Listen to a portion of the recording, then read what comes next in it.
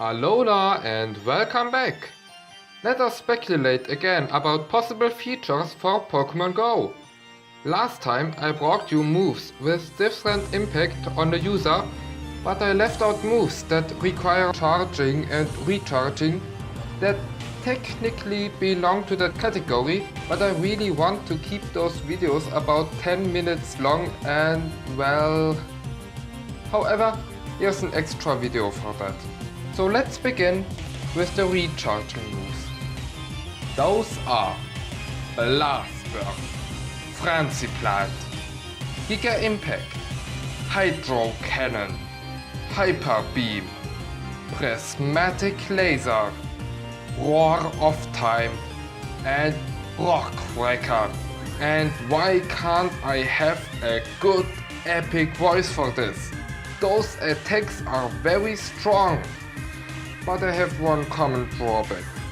The user Pokemon can't act the turn after it used one of those attacks.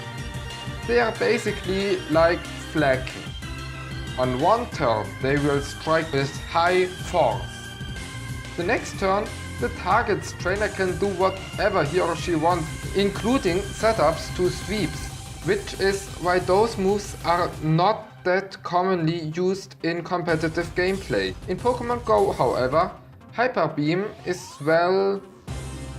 I see it sometimes on your Blizzies when I low kick them out of your gyms.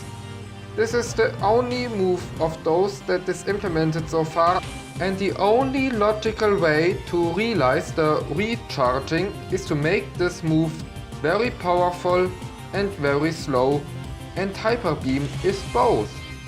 Its power is 150 and it takes 3.8 seconds to execute. But that's not slow enough.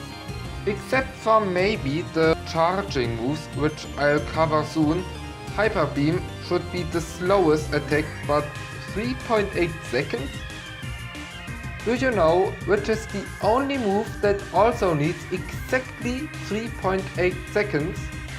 Flame Charge. A move that in the main series needs just one turn for execution and raises the speed of the user by one stage. Niantic, that's ridiculous. Please fix your broken game. And this time I even have the complete source code for you to implement this feature. It's literally just this SQL statement. Sorry, I needed to recharge after that attack on Niantic. Now I have to charge for the list of all charging moves. While I'm charging, a little explanation about my expressions. I will refer to moves with a charging turn in the main series as charging moves, and to Pokemon Go charge moves as charge moves without ing, so no one needs to be confused.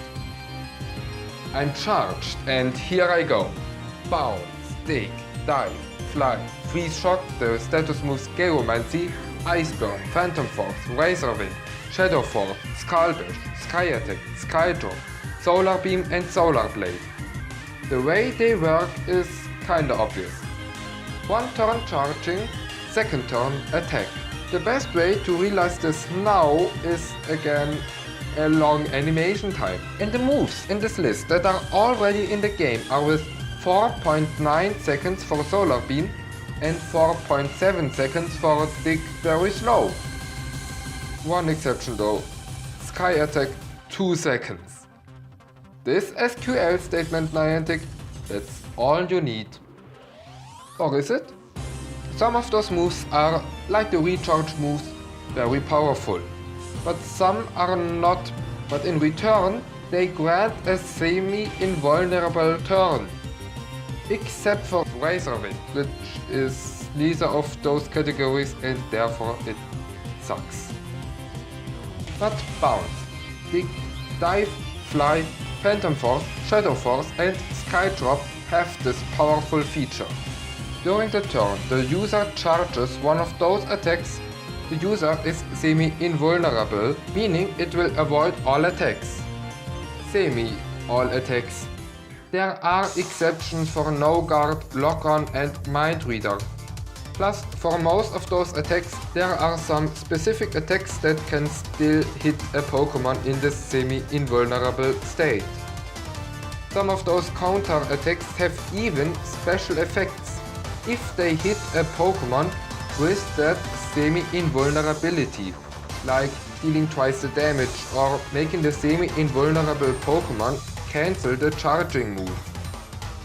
And for Pokemon Go, I want to say, charge moves that take forever to execute that do either high damage or have the semi-invulnerability, or it is razor which sucks and should be left out. Before I go to my final point, let's take a moment to appreciate the uniqueness of Skydraw. It does not just grant a semi-invulnerability to the user, but the target as well. Plus, during the semi-invulnerability, the target cannot move. There will not even be a text box when it tries to. Plus, it's very glitchy. Links to the glitches in the video description. And this move overall has only used in double battles, and since Pokemon Go fights are only single battles, do we really need this move? And about charging and recharging in general, do we really need this?